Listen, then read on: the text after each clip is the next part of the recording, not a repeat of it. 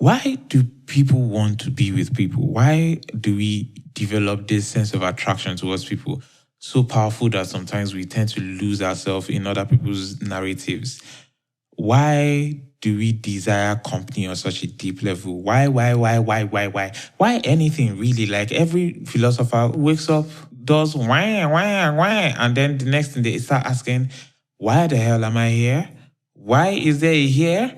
Why are we even asking why? And then they die, leaving us with no answers. So the question we are actually going to be tackling today, also, I'm not going to promise you answers, but at least it's going to be a fun discussion. And you might actually find an answer because truth is very, very subjective, if we're being honest. And that question is, why does anyone get married?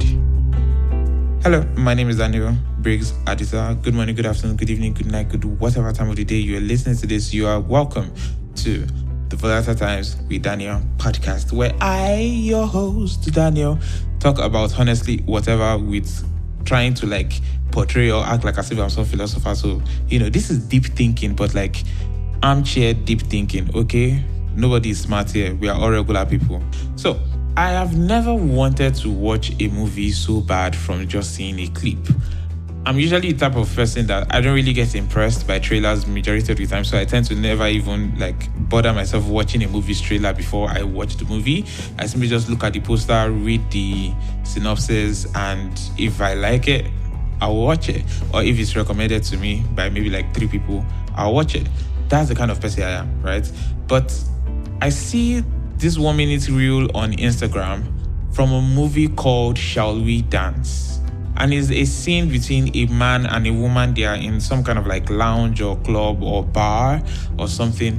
And she asks him the question, why do you think anybody gets married? And I'm going to abstract that question even more to why do we want to be in relationship? Why do we want to participate in romance and all this kind of stuff? And, it's very funny that I mentioned romance because there is a certain portrayal of the understanding of what and how romance is from a male perspective and a female perspective that happens in literally just 5 seconds here.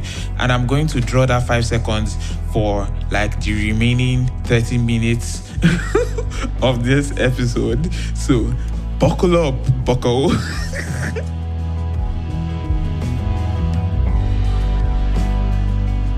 When she asked the man, why do you think people marry? Why do you think people get married? The man says passion. He simply just, without thinking, no pause, breakthrough, he gives that answer, passion.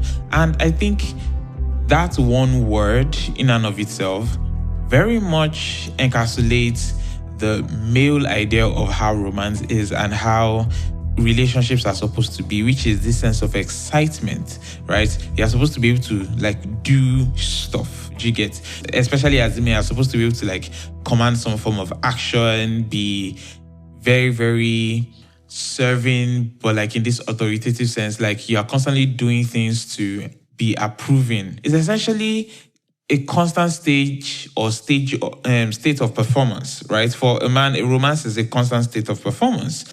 And it's not necessarily a performance with a long-term goal or long-term procedure. It's actually very short-term, which is why I think many people, they end up in relationships. It goes 5-6 years and then they say, the romance has died. He doesn't do as much as he used to do. They get married and, they complain about the husband no longer taking them out as usual or, doing all those romantic gestures that endeared them to him.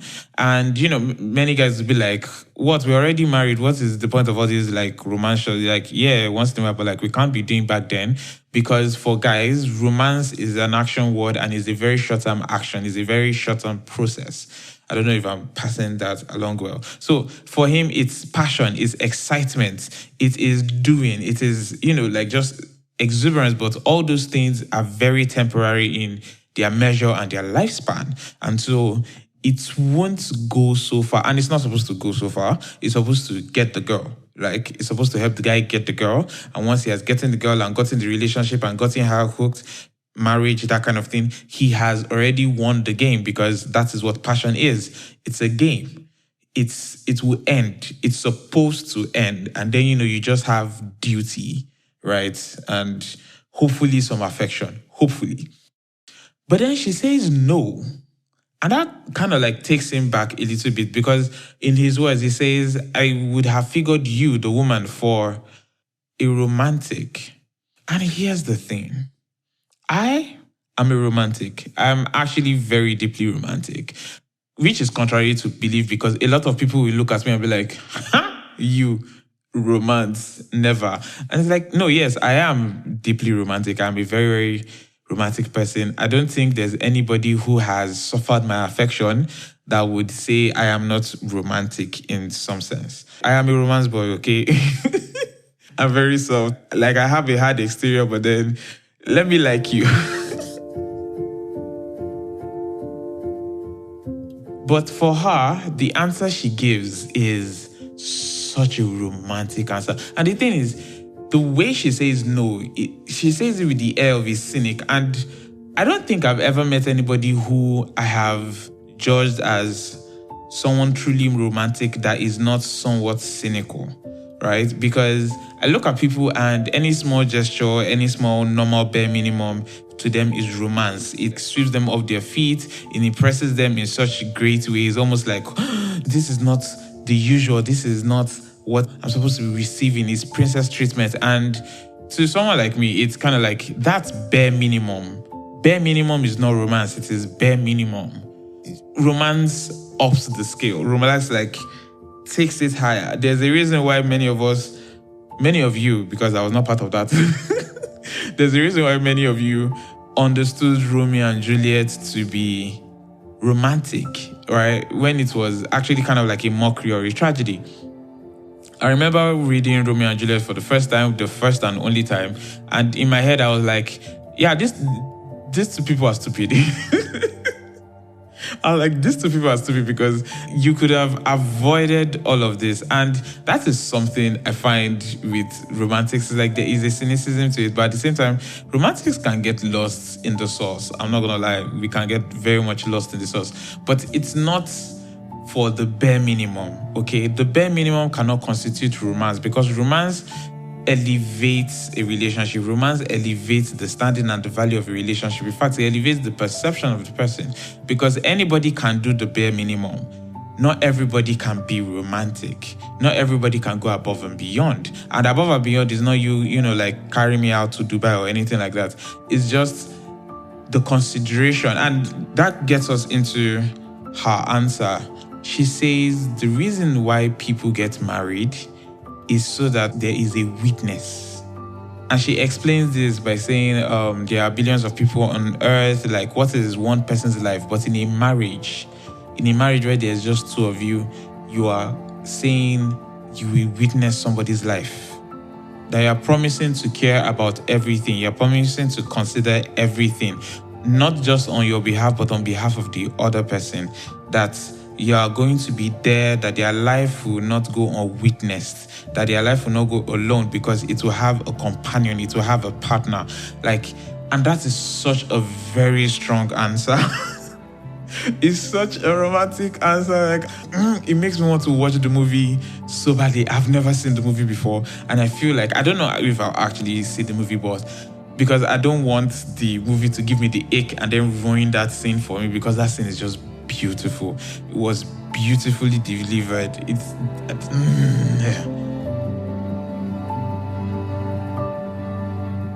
But the answer is really powerful in the sense that it reformulates the entire purpose of marriage. Marriage used to be a contract of transactions before. In fact, for many people, it still is a contract of transactions. And even with this, if you've listened to my episode before where I say Christianity is a transaction, you understand what I'm about to say. Even with this answer, it's still a transaction, but now we are renegotiating what the transaction is supposed to be about. Instead of simply it being just mere resources, it is about life companionship. And that doesn't sound big, but that is really the truth of it all, if we are being honest. And it's also the reason why I find a lot of people who are romantics at heart, like diehard romantics, tend to not be in relationships a lot. And some of them are said to be picky or have high standards that are unrealistic, but this is what they are looking for. And the thing is, it's not that hard to give, it's just simply hard to get. And I don't know whether it is just a trait we embody, so it's just easy for us to give. But to me, it seems like it's something that could be learned. And if all of us just adapt to a certain type of mindset, we would all be able to give it to some extent and also get it to some extent. Because it's simply about companionship. Somebody who is there with you for you. They want to be there with you and they want to be there for you. They want you. And it's not just because of your body, it's not just because of something you can offer, but simply because it is you. And I'm not gonna lie, it's one of the reasons why I have never been in a relationship. I've been in somewhat of something close to it, but never in a relationship because it's the fear of not finding that and wasting your time. Yes, it's a high standard because the world we live in is shitty and the standard is, below hell. But whenever I think of love, loving somebody and being loved, this is what I imagine. Not just somebody who gets me, but somebody who sees me. Because for you to be a witness, for you to witness somebody's life, that means you need to pay attention to it. You need to be there for it. You need to see it. Right? No, and not just see it in the sense of, just a casual look or, just absently watching the TV. It's to sit with the person's life, to sit with the good, the bad, the absurd and the structured, to simply sit with the events of their life and witness and partake where you can. But ultimately witness. You become the curator of the other person's life and they in turn become yours. When you forget memories, they remember it on your behalf. When they forget memories, you remember on their behalf. Where they are unable to compete, you compete for them. Where they are unable to settle, you help them settle into, and vice versa. Like different things like that. It's a symbiotic relationship, a truly symbiotic relationship. It's not about status, it's about cooperation. It's about dwelling for each other. This is what I used to imagine as a kid. Every single time I heard in church, and two shall become one. This is always what I imagined. And growing up, you learn, it's difficult. Life is really difficult. But at the same time, it's an answer about why we desire such deep connections that I find very appealing, and I haven't seen anything to throw me off it. No matter how cynical or absurd I get, this is what I imagine love being like. If somebody is going to say they truly love me, this is what it's like, right? So, and you might say, yeah, maybe this might also be difficult, but maybe a quicker and much more achievable route is friendship. And I'm someone who is very big on friendship. If you've listened to me for a while, if you've read any of my essays, you would know I am big on friendship. I think the last essay I published in a while was also on friendship in some sense. You would know I am big on friendship, but friends are not enough. I literally wrote an essay about this because, see, look, I'm very romantic with my friendships, a lot of them. And so, we just formed this bond that we might not talk in a while sometimes, because for us, we are just able to sit in silence of communication. There is intimacy in it for us. And maybe that's my next episode topic. But yeah, something similar. Even in my past situationships, almost relationships, there was something similar where I and the person could simply just be there. We'll just sit in silence and everything. Friendship is not enough. Let me read you an excerpt of my essay, Friends Are Not Enough, and why I think friends will not be enough to fill that gap. I used to believe not too long ago that friends would be enough for life, that friends will help fill in for the lack of romance and the presence of loneliness, that if I or anyone never finds the one, the person that we can call our own and then be foolishly bound to, that our friends, the community that we've built over time, would fill in effectively enough. Now I disagree. This disagreement is motivated by what I'll describe as an intense and swift change of perceptions. In particular, the nature of what both types of relationships offer us. Dare I say, friendships, true meaningful friendships, and our long-term romantic relationships are some of the most meaningful connections we will probably make with other people. Perhaps our families are an exception. But for the majority of us, we build friendships wanting and expecting different things. We seek romance and a lifelong partner with various standards and hopes, but at the center of everything, there's an expectation of presence. Because the essence, sustenance, and experience of both relationships are determined by what kind of presence they hold in our lives. Now, the manifestation of this presence I speak of is varied and subject to numerous similarities and differences. But the most glaring difference between their nature and provision is that over time we realize friends can only be there for us in life, but they can't leave it with us. No friendship can take the place of having someone walking through life with you, living the same reality, facing the wickedness and uncertainty of life, not just with you, but by your side. You bear the consequences together and reap the joys with each other's hands. Your joys and sorrows have a companion of steady comfort. Unlike our friends who we have to constantly be understanding, accepting, and forgiving of their absences in our lives, due to the stresses of said life that we all collectively live, our partners, our sworn companions, will demand no such need.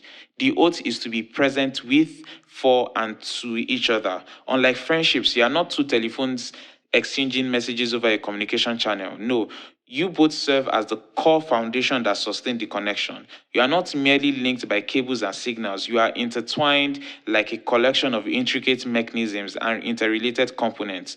You are each other's integral piece, forming a unified whole. Friendship is not this.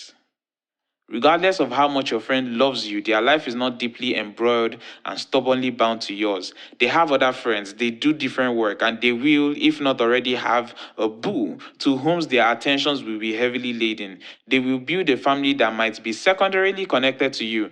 They will, in essence, live lives that are fundamentally disconnected from yours. But you don't have to worry too much about that. After all, friends do come and go. You need not worry unless you don't and have been unable to get a boo.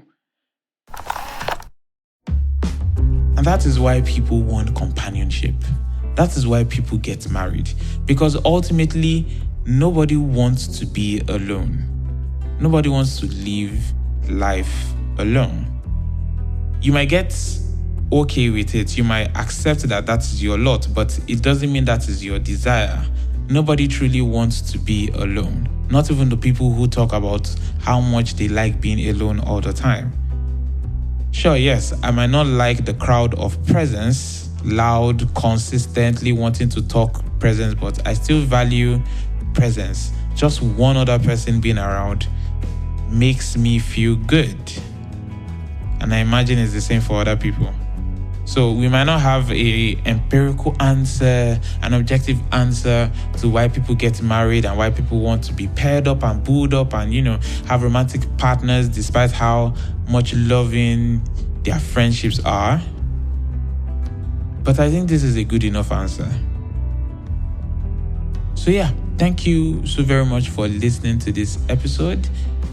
I didn't rant as long as I thought I would, and I'm grateful for that. If you enjoyed this episode, please don't forget to subscribe. Don't forget to rate the podcast. Give it 5 stars on Spotify, on Apple. Like it on YouTube Music, wherever it is you're listening to. And please don't forget to share. It's the least you could do. And for doing all those good work, let me leave you with the dialogue that inspired this episode. Why is it, do you think, that people get married? Passion. No. It's interesting because I would have taken you for a romantic. Why then? Because we need a witness to our lives. There's 1 billion people on the planet. I mean, what does any one life really mean? But in a marriage, you're promising to care about everything. The good things, the bad things, the terrible things, the mundane things. All of it, all the time, every day.